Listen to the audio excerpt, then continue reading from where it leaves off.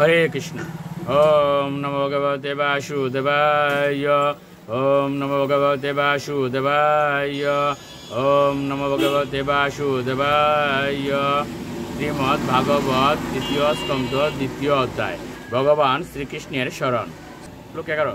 প্রদর্শা তপ্ত তপসাম বিতৃপ্ত দৃশাম নিনাম আদায়ান্তরদাত ইয়স্তু সভিন্নম লোকলোচনম। অনুবাদ: ভগবান শ্রীকৃষ্ণ, যিনি পৃথিবীর সকলের সম্মুখে তার শাশ্বত স্বরূপ প্রকাশ করেছিলেন, আবার যারা আবশ্যকীয় তপশ্চর্যা না করার ফলে তাকে যথাযথভাবে দর্শন করার অযোগ্য ছিল, তিনি তার স্বরূপ সেই সমস্ত ব্যক্তিদের দৃষ্টির অগোচর করেছিলেন। শ্লোক 12।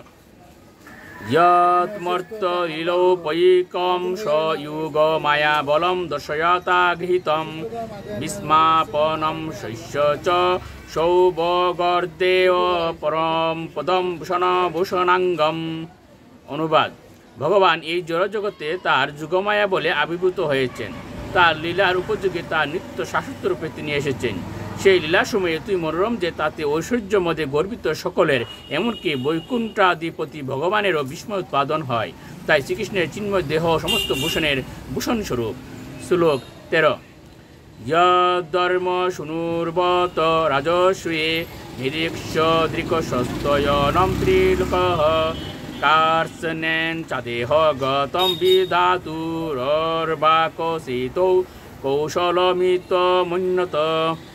অনুবাদ: ত্রিভুবনের সমস্ত দেবতারা মহারাজ যুধিষ্ঠিরের রাজস্ব যজ্ঞে ভগবান শ্রীকৃষ্ণের নয়নানন্দকর রূপ দর্শন করে এই অনুমান করেছিলেন যে বিধাতার মনুষ্য নির্মাণ বিষয়ে যে নৈপুণ্য ছিল তা সমস্ত এই শ্রীমূর্তি প্রকাশে নিঃশেষিত হয়েছে।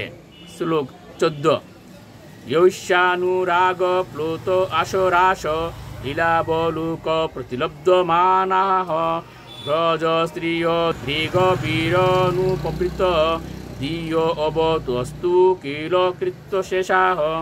অনুবাদ: আইষ্য, প্রমোদ ও দৃষ্টি বিনিময়ে লীলাবিলাসের পর শ্রীকৃষ্ণ যখন ব্রজ সুন্দরীদের ত্যাগ করেছিলেন, তখন তারা অত্যন্ত ব্যথিত হয়েছিলেন।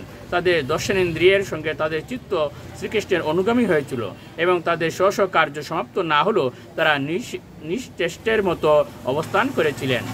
শ্লোক 15। শান্ত রূপেশি তরুয় স্বরূপৈর বর্ধমানে সনু কম্পিতাত্মা পরাবরেষু মহদংশযুক্ত অজু অপি জাত ভগবান ইয়তাগ্নিয়। অনুবাদ: চেতন ও জড় উভয়ই সৃষ্টিরই পরম কৃপাময় নিয়ন্তা পরেশ্বর ভগবান অজ, কিন্তু যখন তার শান্তশিষ্ট ভক্ত এবং যারা প্রকৃতির অধীন ব্যক্তিদের মধ্যে সংঘর্ষ হয়, তখন তিনি মহাতত্ত্ব সহ অগ্নি সদৃশ্য আবির্ভূত হন। হরে কৃষ্ণ।